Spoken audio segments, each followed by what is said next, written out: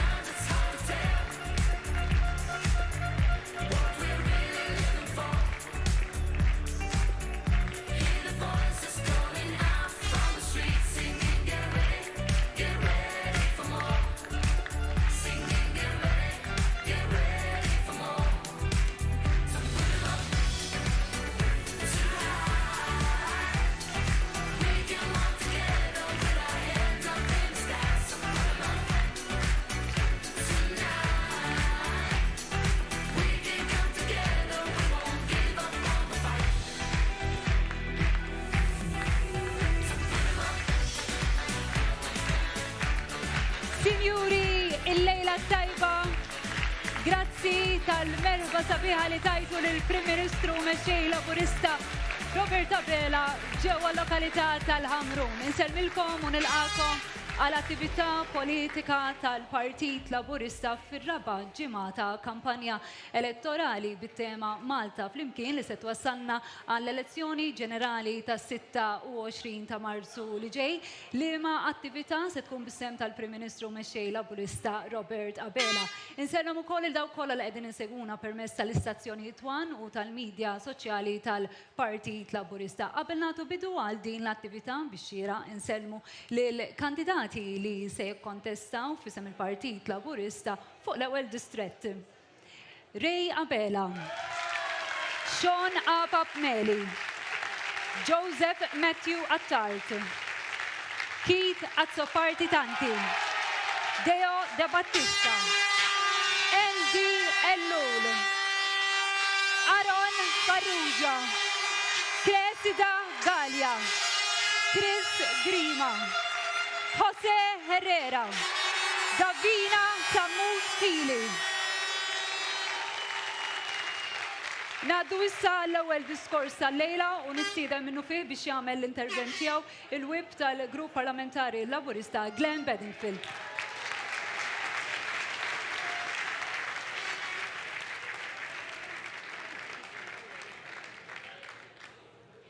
Grazzi ħafna lil Ħamrun u lin-nies tal-ewwel distrett ta' din l-akkoljenza illi qegħdin tagħtu lill-Partit Laburista u lill-mexxej tagħna, il-Prim Ministru, illi flimkien miegħu għadna kif konna qegħdin fit-toroq u fil-pjazzezz ta' bosta lokalitajiet għadna ġejjin mill-Birgu u Ħaltarxien fejn qegħdin nispjegaw, nitkellmu, infehmu lin-nies illi il-Partit Laburista jixraqlu ikun fil-gvern għaliex huwa il-gvern tan-nies. Il-Partit Laburista jixraqlu ikun fil-gvern għaliex huwa il-partit tal-bidla kontinwa. Il-Partit Laburista jixraqlu jkun fil-gvern għaliex aħna partit li neżistu biex intejbu il-qagħda tan-nies u tal-familji f'dan il-pajjiż. Il-Partit Laburista jixraqlu jkun fil-gvern għaliex aħna il-partit tal-ħolqien u tqassim b'mod ġust tal-ġid. Fuq kollox, irridu nispjegaw lin-nies illi Robert Abela bħala Prim Ministru jixraqlu jingħata l-ewwel mandat tiegħu b'viżjoni imġedda għal Malta.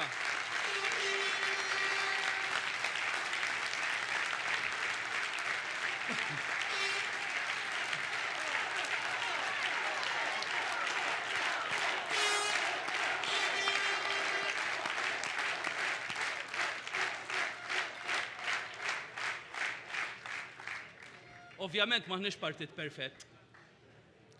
Imma meta wieħed jiżen it-tajjeb u l-inqas tajjeb illi għandna u jpoġġihom fuq bilanċ, wieħed jara r-rieda sħiħa li dak li hu tajjeb inkomplu ntejbuh u dak li huwa anqas tajjeb nirranġawh. Li moddi dan jurih. Bħalma li moddi juri illi il-nazzjonalisti huma għal kollox bil-kontra ta' dak illi aħna ngħixu u naħdmu għalih. Il-Partit Nazzjonalista fil-Gvern jażel leħfef triq. Iffaċċjat bi kriżi il-Partit Nazzjonalista meta kien fil-Gvern għażel li jitfa' il-pis fuq in-nies. Bil-kontra aħna bħala Gvern għażilna li l-pejs nerfuh aħna u l-ġid nagħtuh lin-nies.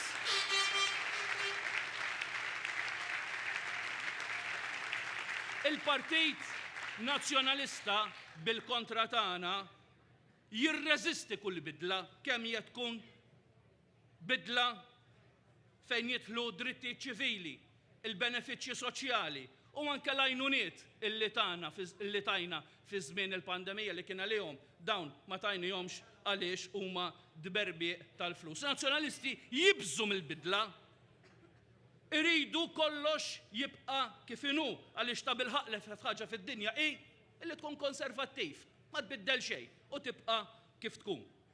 Aħna ma nażlux l-ħfef triq, aħna nażlu it-triq tan-nies, aħna nażlu it-triq illi permezz tagħha intejbu il-qagħda tan-nies. Għalhekk fis-26 ta' Marzu baqa' biss ftit jiem, meta tħares lejn iż-żewġ mexxejja politiċi, għandek tara differenza. Politiku illi għaqqat u li jista' jibqa' jaqqat, jew inkella politiku illi firet u ma jista' jaqqat qatt, anzi ikompli jġib il-firda. Bejn politiku illi wera illi kien kaptan tajjeb fil-maltemp u politiku ieħor illi fil-bnazzi qasja fjom. Bejn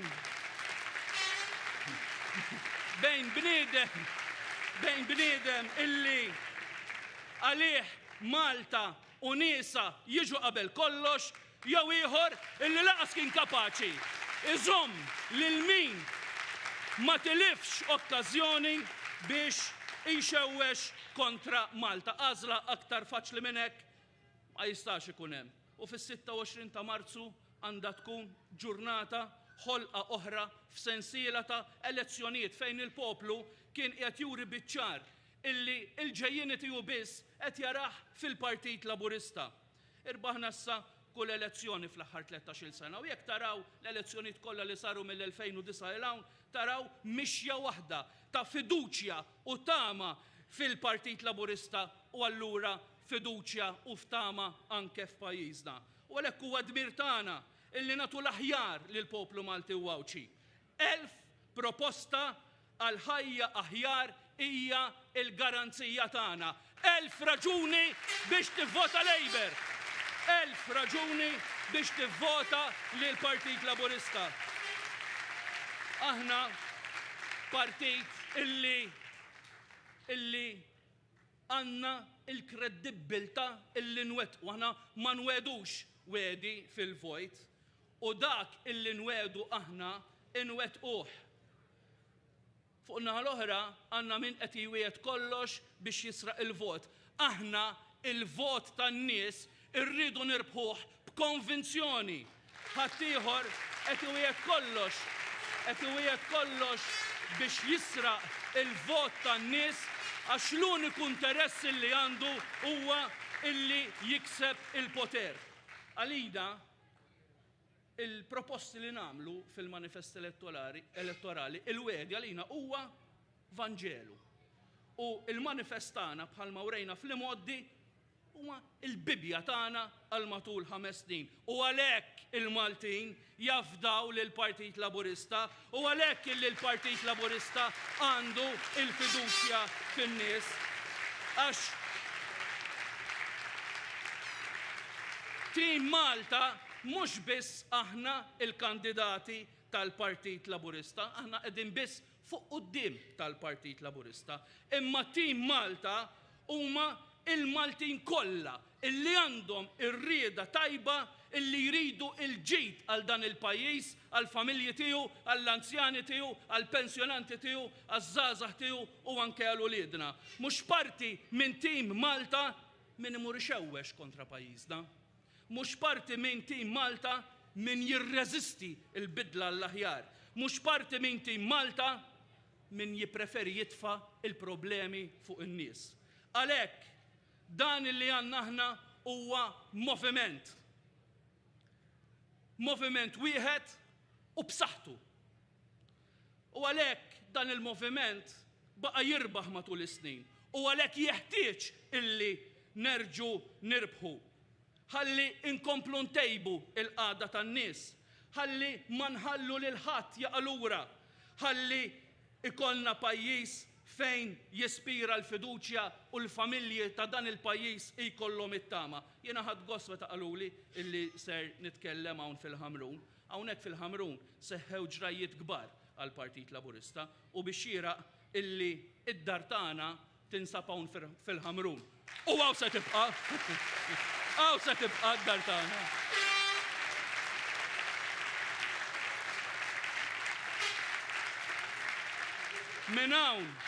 Minn hawn jitmexxa minn hawn minn din il-lokalità tal-Ħamrun jitmexxa partit għal poplu sħiħ, għal pajjiż sħiħ. Il-qalb tal-partit tagħna titħaddem minn hawn. Jien ġej mill-Kottonera fejn hemmhekk issawret ir-ruħ tal-partit, fejn il-partit sawwar il-kuxjenza soċjali tiegħu, fejn kellna r-rieda għal ħelsien biex ngħixu fis-sliem u nħolqu l-ġid. Imma m'hemmx baħar jaqsam bejn il-Ħamrun u l-Kottonera għax dan huwa il-partit tal-poplu kollu. Partit illi kiber u s-saħħaħ u llum Malta u Għawdex kollha iħabtu il-qalb Laburista u jgħixu ir-ruħ tal-Partit Laburista. Aħna il-poplu tagħna huwa l-eruq illi minnu jgħix il-Partit Laburista. U għalhekk aħna nieħdu ħsieb l-eruq tagħna ħalli bħala familji l-eruq tagħna ikomplu jissaħħu u anke bħala eruq inkomplu nieħdu ħsiebhom għax bekk inkunu qegħdin nieħdu ħsieb il-familji ta' pajjiżna.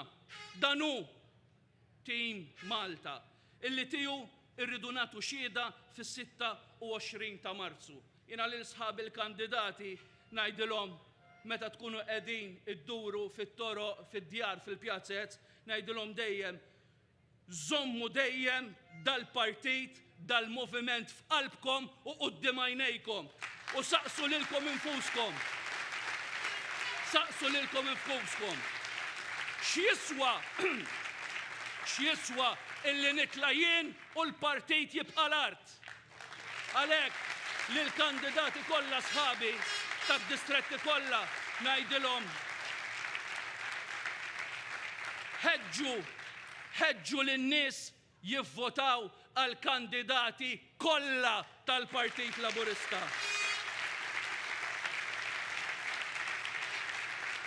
L-aħħar kelma tiegħi lilkom, lill-attivisti tal-Partit Laburista li huma bil-mijiet jekk mhux bl-eluf madwar Malta. Settqu talbkom u qawwu qalbkom. Imma settqu talbkom u qawwu qalbkom immibqu waħdmu sal-aħħar ma' Roberta Bela u tim Malta ħalli r-rebħa tagħna terġa' tkun. Grazzi u awguri lil kulħadd.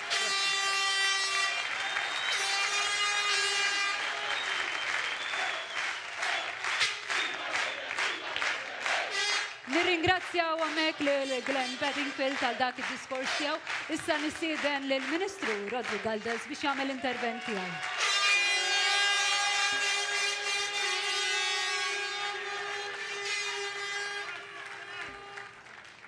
Grazzi tal-ilqajtuna fil-Ħamrun. U grazzi tal-li f'din il-kampanja ta' kuljum tajtuna widen biex iwasslu il-messaġġ tal-Partit Laburista. Tajtu widen lill-Prim Ministru biex jesponi il-viżjoni tagħna dwar soċjetà ġusta li rridu nixprunaw. Stajt nuża dan il-ħin biex nagħmel paragun, biex noqgħod infakkarkom x'pajjiż uritna fl-2013. Pajjiż li kien mifni bi staġnar ekonomiku. Pajjiż li baqa' imċaħħad mill-libertajiet ċivili. Pajjiż mibni u mifni bil-qatt, il-prekarjat li kien hawn u l-infrastruttura li kienet mermret. Industriji li tħallew imutu bistejjer ta' sensji ta' kull ġimgħa. Fuq kollox aħna iwritna l-faqar. Faqar fost l-anzjani tiftakruh, fost il-ġenituri waħedhom, fost iż-żgħażagħ li kienu imwaħħlin fid-dar tal-ġenituri tagħhom għax ma kellhom ebda ċans li jibnu l-futur tagħhom biex jixtru l-ewwel dar. Stajt nuża dan il-ħin biex ngħid kif daw l-isfidi bdejna nelbuhom u qegħdin nelbuhom.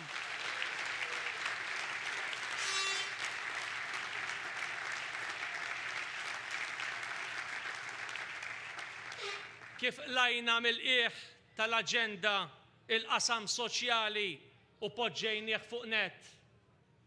X'għajnuna tajna biex il-faqar iġġielidnielu. Għajnuna bbażata fuq pjan biex lajna n-nies mill-qiegħ u tajnihom futur.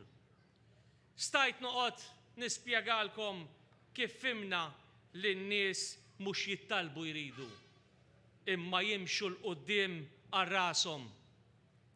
Kif il-pensjonanti llum jistgħu jgħixu ħajja diċenti, kif persuni b'diżabilità, mart rari u kondizzjonijiet kroniċi llum isibu sfina għax aħna gvern inklusiv ta' vera.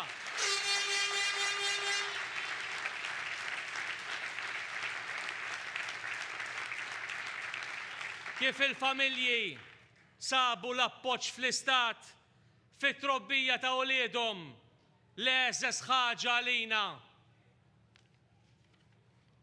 Fuq kollox stajt noqgħod ngħidilkom kif tajna dar lin-nies. Fuq kif tajna bejta biex minna familji tagħmliet differenti f'soċjetà li nbidlet sabu ken, sabu ħajja stabbli u li tixraq lilhom u lil uliedhom. Kif wara xieren ta' snin illum bnejna l-housing soċjali. Kif wellidna l-housing affordabli. Fuq kif laqqasna l-waiting list bin-nofs fl-aħħar 4 snin. Fuq kif wettaqna riformi kbar fil-qasam soċjali li taw tama il-ġenerazzjoni l-ġdida biex tgħix f'soċjetà aktar b'saħħitha u aktar ġusta. Riformi kbar l-aktar fis-suq tal-kera fejn dawk l-aktar fil-bżonn sabuna warahom. Riformi kbar li jekk ma nkunux attenti hawn min irid iħotthom lura.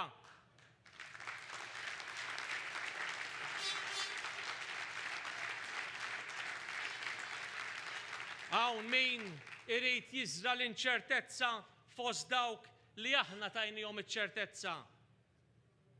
Però minflok ġejt hawn illum u użajt dal-ħin biex iwiddibkom li għalkemm dak kollu li sibna u dak kollu li sar u kollu u rilevanti irridu xorta nżommu f'moħħna li l-fiduċja tan-nies ma nitolbux biss fuq dak li għadda. Żommu f'moħħkom li jistħoqlu l-fiduċja biss min ikattar il-kuraġġ fin-nies biex toħlom il-futur tagħha. Jistħoqlu l-fiduċja biss min joffri pjan li jagħti t-tama u aħna ġejna qudiemkom bi pjan li jgħin ġenerazzjoni sħiħa biex toħlom il-ħolma Maltija. Il-manifest li qed irresqu quddiem il-poplu jiġbor fih dik il-ħolma Maltija. 1000 proposta li mhux biss iħallu ġenerazzjoni toħlom, imma li jagħtu l-għodda biex dik il-ħolma titwettaq. U aktar minn hekk titwettaq anfosna f'pajjiżna.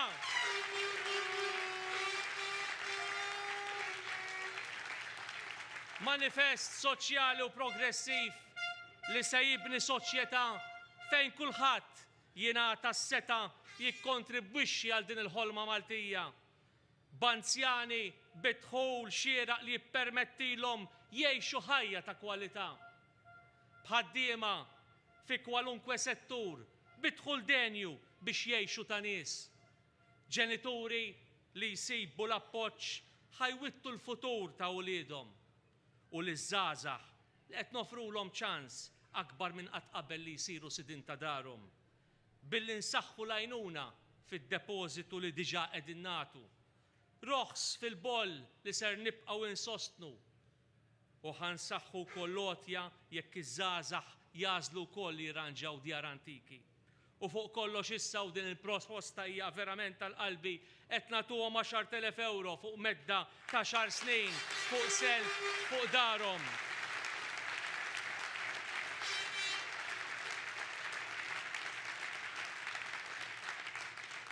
Din il-politika li bnejna, din il-għodda reali, konkreta, biex ġenerazzjoni sħiħa toħlom ħolma Maltija u biex dik il-ħolma tarawha sseħħ biex il-futur tagħkom tagħna tiktbuh intom stess.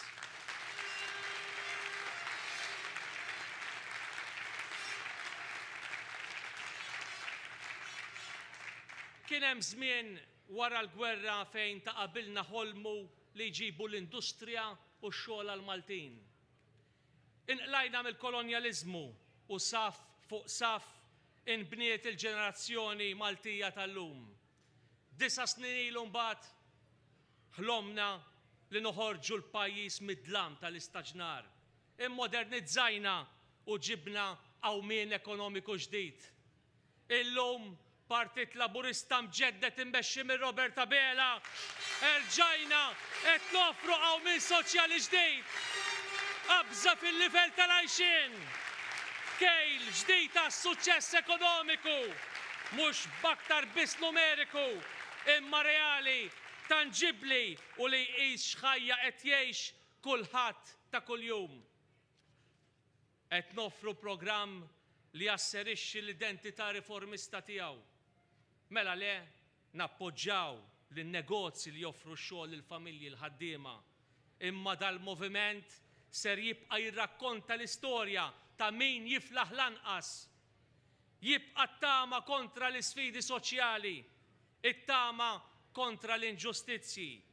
Għalhekk ma nistħux nistqarru il-fidi tagħna, il-fidi soċjalista.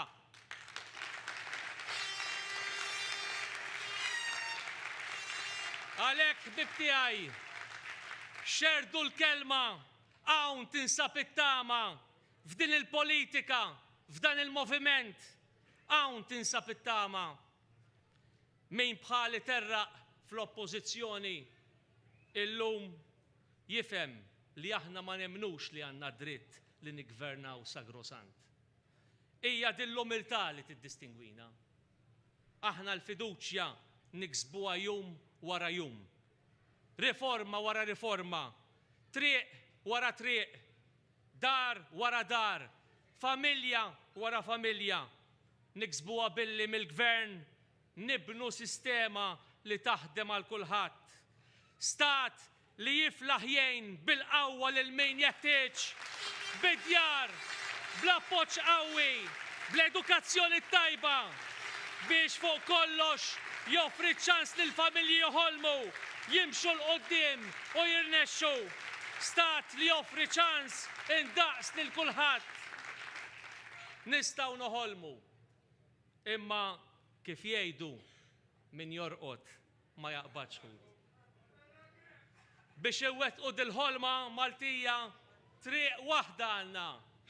L-11 jum ieħor naħsbu kmieni, immorru nivvotaw, nażlu Partit Laburista, nażlu l-kandidati kollha tal-Partit Laburista, nagħtu mandat b'saħħtu lil Roberta Bela.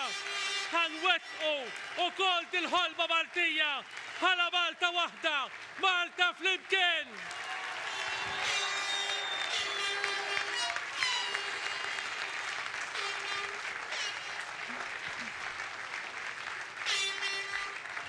U nirringrazzjaw hemmhekk lill-Ministru Rodreg Galdes. Issa, sinjuri, nistieden biex jagħmel id-diskors tiegħu ġewwa l-lokalità tal-Ħamru il-Prim Ministru mexxej Laburista Roberta Bela.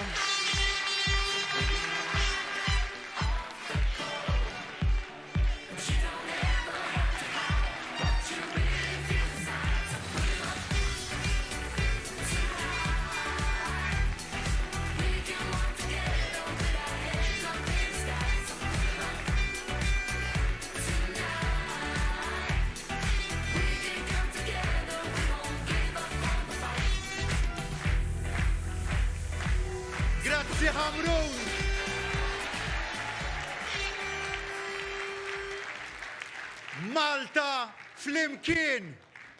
Dan huwa l-pjan li għandna biex għal pajjiżna noħolqu aktar ġid li jilħaq lil kulħadd. F'dan l-aħħar ġimgħat tkellimt u spjegajt ukoll kif nemmen li dak kollu li qegħdin nagħmlu għandu jtejjeb il-ħajja tal-pensjonanti tagħna, taż-żgħażagħ u tat-tfal kollha. Iva, irridu ntejbu il-ħajja ta' kulħadd f'dan il-pajjiż.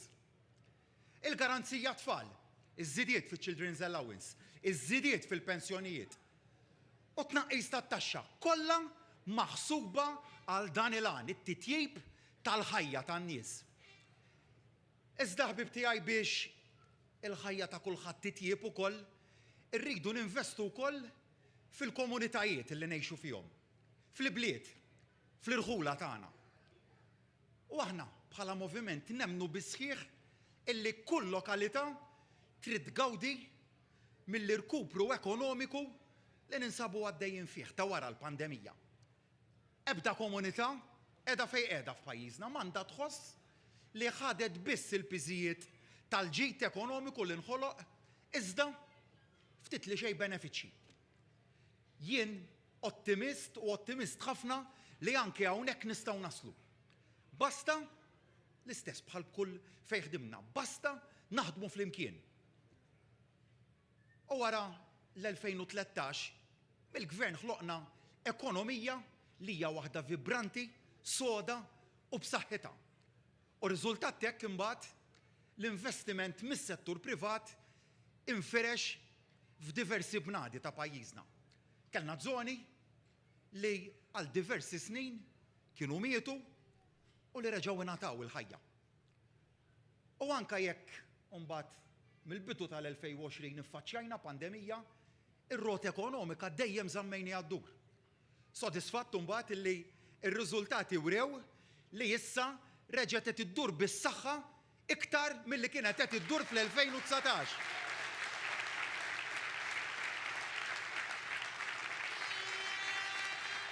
Għaliex jien tajt il-kelma li nibnu fuq it-tajjeb u hekk qed nagħmlu.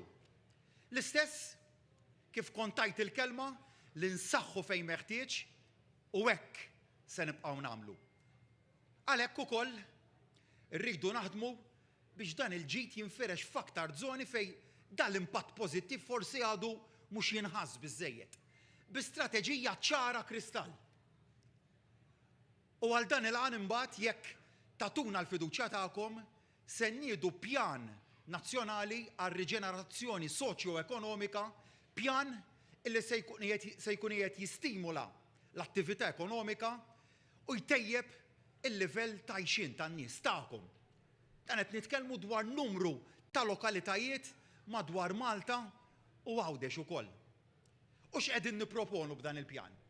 Li bi studju nażlu dak il-lokalitajiet fejn ikun meħtieġ dal-intervent biex imbagħad jingħataw imbuttatura. Għal dan ukoll se nkunu qed ngħinu lil dan lokalitajiet batt ta' inċentivi. Għotja ta' 15,000 euro lil startups li jiftħu f'dawn il-lokalitajiet u dil-għotja se nkunu qegħdin nagħtuha bżieda mal-għajnuniet kollha li diġà se nkunu ħabbarna għall-startups.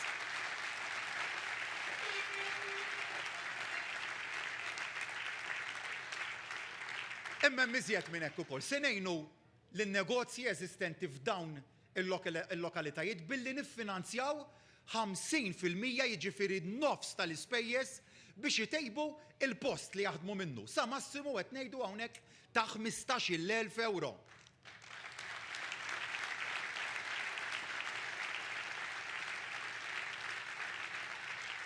Miżura oħra li se nkunu qegħdin nagħmlu hija dik ta' għajnuna lil first time buyers illi jixtru proprjetà vakanti f'żona ta' konservazzjoni urbana, jiġifieri fil-UCA, fejn dil-miżura se tiġi irdoppjata minn dik li hija llum meta r-residenza tkun f'waħda minn dal-lokalitajiet li jiġu identifikati bl-istudju. Id-doppju ta' dak li għandna sa issa.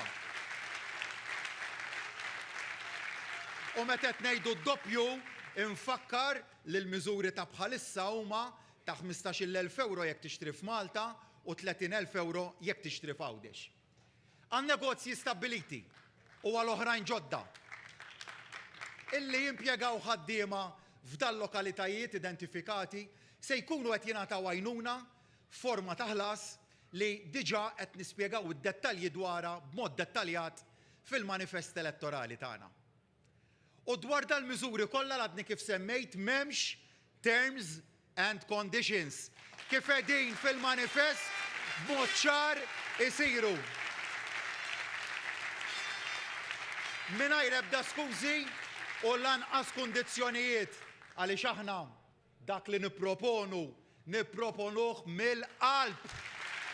Mhux bħal ħadd ieħor jara kif se joħodulek lura meta tkun għadek lanqas ħadtu. Ma dal-miżuri mbagħad għandna proġetti oħrajn li huma partikolari u maħsuba wkoll. Insemmi hawn il-Ħamrun, lokalità li tant għandna l-qalbna.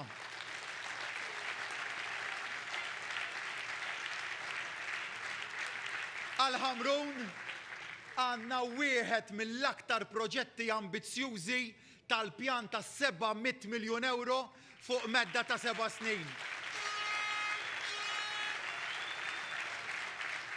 Il-fabrika tal-ħalib li sejrin nirrilokawha biex minfloka nagħmlu ġnien u spazju miftuħ għall-komunità tagħkom.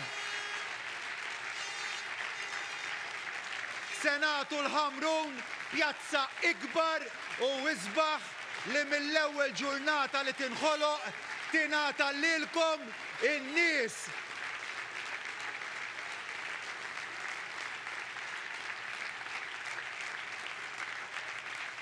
Kemm se jgawdi l-ewwel distrett jekk tatuna il-fiduċja.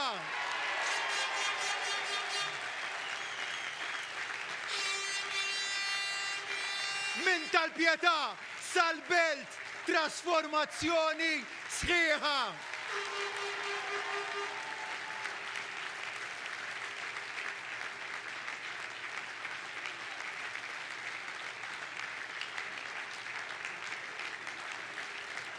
Santa Venera se noħolqu pulmun ambjentali li sal-lum għadu ma jeżistix.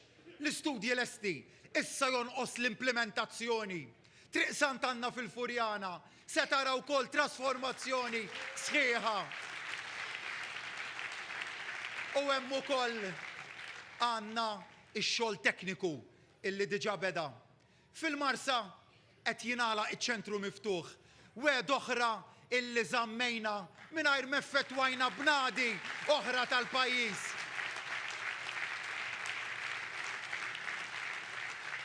F'Albert Town irridu u se nagħmlu proġett ta' riġenerazzjoni. Għal-Marsa ma' xogħol kbir li għaddej fuq diversi proġetti eżistenti għandna oħrajn li huma sbieħ ħafna. Fosthom insemmi l-ħabb kulturali. Il-Marsa se tgawdi wkoll mir-riġenerazzjoni tal-port il-kbir.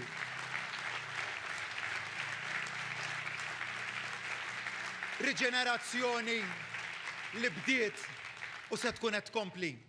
U hawn ukoll aħna għandna l-kredibilità. Konna aħna li għalaqna l-Power Station tal-Marsa li kienet ġerħa kbira ta' fuq dan intom. Ħadd ieħor kien ħalla lil dawn in-naħat jibilgħu d-duħħan tagħha.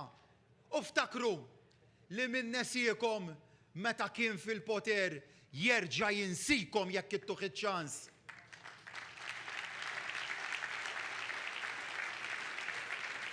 Iżda daqskemm irridu lokalitajiet sbieħ, irridu wkoll lokalitajiet siguri. Tafu li aħna qatt ma njorajna ir-realtajiet ta' ħadd. U ma ħnissa nkunu qed ninjorawhom fi żmien li ġej. Iltqajt kont jien l-ewwel wieħed ma' Chris is-sindku li minn hawnhekk kien sellimlu, ma' Josef ukoll is-sindku tal-Marsa. Flimkien ma' sindki oħrajn bħal ta' San Pawl il-Baħar ta' lokalitajiet oħra wkoll li kienu mħasba b'ċertu ċirkostanzi kienu batuli u konna tkellimna. U ħadna l-passi biex indirizzajna r-realtajiet li tkellmu miegħi dwarhom. Introduċejna hawnhekk ukoll il-Pulizija tal-Komunità. Saħħaħna il-preżenza tar-Rapid Intervention Unit. Kull fejn kien meħtieġ u komunikajna aktar. Għaliex kemm jien kif ukoll it-tim tiegħi meta tiġu tkellmuna u tiġu għandna dwar it-tħassib divers tagħkom ikun xi jkun, mhux se nippruvaw niġġudikaw. Dak li tħossu intom tħossuh. U aħna xogħolna qegħdin hawn biex nisimgħu u nindirizzaw it-tħassib tagħkom.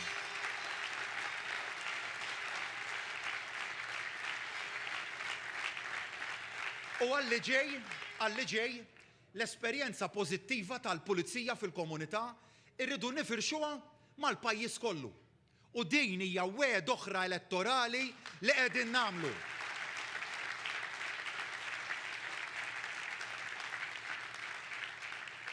Lill-korpi dixxiplinati se nsaħħulhom aktar il-kundizzjonijiet tagħhom. Hawn ukoll il-kredibilità qiegħda fuq in-naħa tagħna.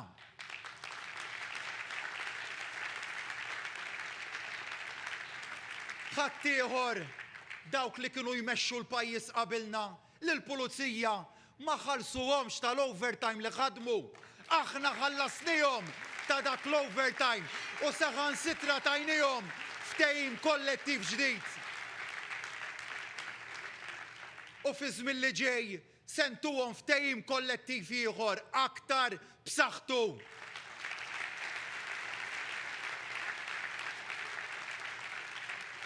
Lilhom, lill-pulizija tagħna u lill-membri tal-korpi dixxiplinati oħra li jibqgħu jaħdmu wara li jagħlqu l-25 sena servizz se nagħtuhom iċ-ċans illi jsaħħu l-pensjoni tagħhom. U dan se nagħmluh flimkien ma' qatt ta' miżuri oħra li hemm fil-manifest tagħna. Il-membri tal-korpi dixxiplinati magħna jafu fejn qegħdin.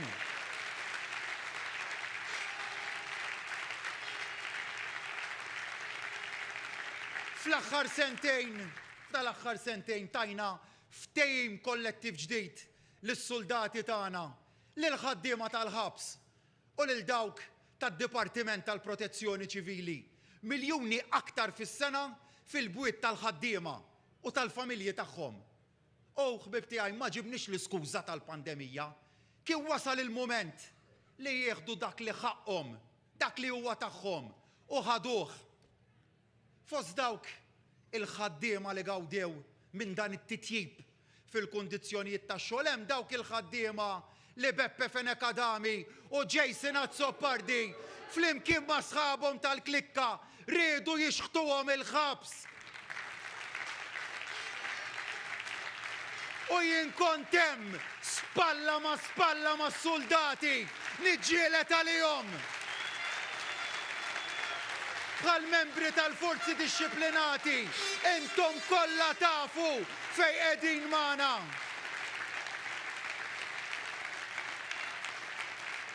Wedna żieda fil-pensjonijiet u tajnija, issa se nagħtu oħra ikbar. Wedna appoġġ għall-familji u hekk għamilna. Issa se nagħtu aktar żieda fiċ-Children's Allowance u l-in-work benefit fost oħrajn. Wedna li ngħinu n-negozji u hekk għamilna f'pandemija. Fi żmien li ġej hekk se nibqgħu nagħmlu bit-tnaqqis fit-taxxa. Wedna li ngħinu l-first time buyers u hekk għamilna. Din id-darba se ngħinuhom aktar blotja ta' 10,000 euro, 1,000 euro fis-sena għal 10 snin bżieda mal-għajnuniet illi diġà hemm. Imma biex dan kollu nagħmluh realtà jeħtieġ li mmorru nivvutaw kollha kemm aħna fis-26 ta' Marzu għax il-manifest elettorali tagħna kundizzjoni waħda biss għandu biex tgawdu minnu tridu tivvutaw għalih.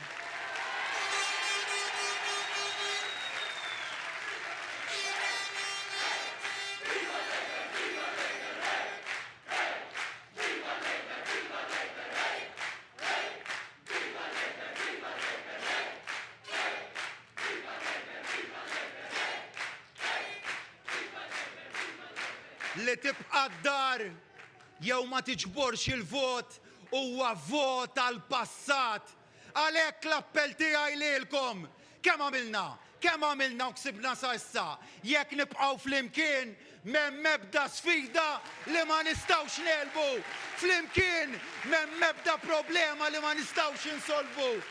L-affarijiet nirranġawhom jekk niddjalogaw flimkien. Jien lest nisma' u bħali sħabi kollha tafu li aħna nibnu fuq il-ħafna tajjeb li għamilna u ntejbu fejn stajna għamilna aħjar.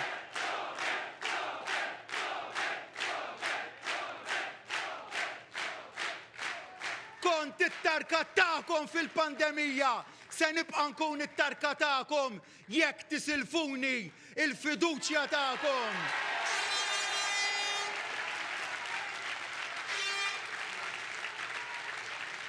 Ħbib tiegħi ħankun ċar ħafna fuq dal-punt. Dak kollu li tajna fil-pandemija lil ħaddiema u n-negozji kien tagħhom u jibqa' tagħhom. Il-gvern la talab u lanqas se jitlob xejn lura. Qedtilkom nhar il-ħadd stennew il-gideb ta' min huwa id-disprat politikament. U hekk ġara.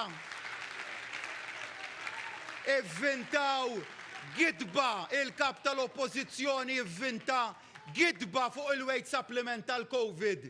Tajna aktar minn 700 miljun euro bis salvajna l-ekonomija u salvajna l-impjiegi u dawk il-miljuni kollha jibqgħu għand in-nies u n-negozji magħhom anzi inżidu aktar, ferm aktar. Ħbib tiegħi, jekk nibqgħu flimkien inwedkom li se nilħqu livelli ola, standards ola, noħolqu Malta isbaħ bi kwalità ta' ħajja aħjar u opportunitajiet għal kulħadd. Minn mit-tidea issa għandna 1000 proposta. Jekk fis-26 ta' Marzu tisilfuni il-fiduċja tagħkom, dawn l-1000 proposta nagħmluhom 1000 kisba ġdida għal Malta u għawdex tagħna. Hekk jixraq lil kull wieħed u waħda minnkom. Għalhekk Malta, għalhekk flimkien, għalhekk il-futur sabiħ. Grazzi.